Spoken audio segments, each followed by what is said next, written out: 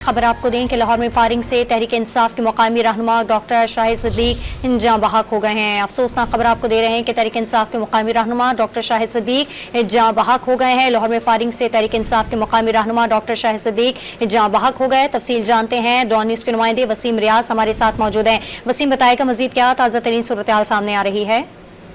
ये देखिए, काना थाना की ये हदूद है, बलंशिया टाउन है, जहाँ पर ये फायरिंग का वाकया पेश आया। बताया जा रहा है पुलिस की तरफ से कि डॉक्टर शाहिद सिद्दीक जो है वो नमाज जुमा की नमाज के लिए जा रहे थे कि मोटरसाइकिल पर सवार नामालूम अफराद जो है वो फायरिंग कर दी। फायरिंग की जद में आकर मुकामी रहनुमा पीटीए के मुकामी रहनुमा है और ये इकरा अस्पताल जो है इसके मालिक भी बताए जाते हैं, जो मौका पर ही फायरिंग से जद में आकर हलाक हो गए।